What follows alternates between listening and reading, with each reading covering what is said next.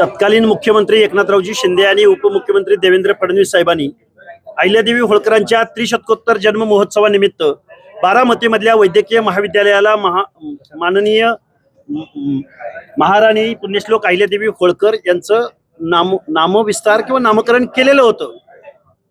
स्वर्गीय अजितदादा पवारांच्या निधनानंतर त्यांचं नाव देण्याचा प्रयत्न या वैद्यकीय महाविद्यालयाला केला जातोय आणि या रुग्णालयाला नाव देण्याचा प्रयत्न केला जातोय। या गोष्टीचा आम्ही निषेध व्यक्त करण्यासाठी आज आम्ही इथं जमलेलो आहोत।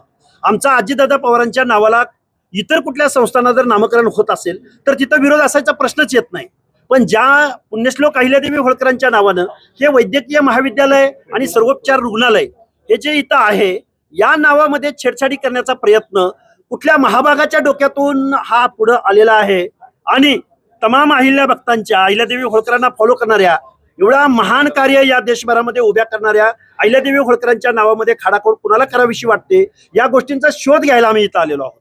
आज जो निषेध मोर्चा घेतलाय काय या निषेध मोर्चाच्या आज आमचं इथं धरणे आंदोलन होतं। आज आम्ही इथं शासनाला एक अल्टिमेटम देत आहोत, तुम्ही आता GR जो पारित केलाय तो GR तात्काळ रद्द करा आणि जो एकनाथरावजी शिंदे साहेब आणि देवेंद्र फडणवीस साहेबांनी अहिल्यादेवी होळकरांच्या नावाच्या बाबतीमधला जो GR काढलाय त्या GR मध्ये तात्काळ दुरुस्ती करा। महाविद्यालय व सर्वोपचार रुग्णालय, आता मी पत्रकार बांधवांना एक विनंती करतो की जे सर्वोपचार रुग्णालयाला नाव दिलंय असं जे काही पुढारी मंडळी जी काही मीडियाच्या माध्यमातून सांगतायत त्या सर्वोपचार रुग्णालयाला सुद्धा अहिल्यादेवी होळकरांचंच नाव आहे।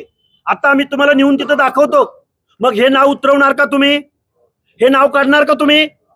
आणि मग दादांचं नाव द्यायचं, द्या ना, केविकेला नाव द्या, कृषी विज्ञान केंद्राला नाव दिलं जावं। ज्या कृषी विज्ञान केंद्रामध्ये लाखो लोक त्या प्रदर्शनादरम्यान भेट देतात तिथं अजितदादा पवारांचं नाव द्या, आम्ही स्वागत करू।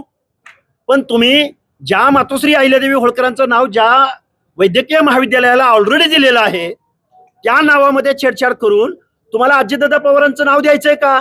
मला वाटतं हे सुनेत्राताईंना सुद्धा माहित नसावं। आम्ही त्यांचीही भेट घेऊ आणि जर तुम्ही ऐकणार नसाल तर दुर्दैवानं आम्हाला या गोष्टीमध्ये आंदोलन करावं लागेल।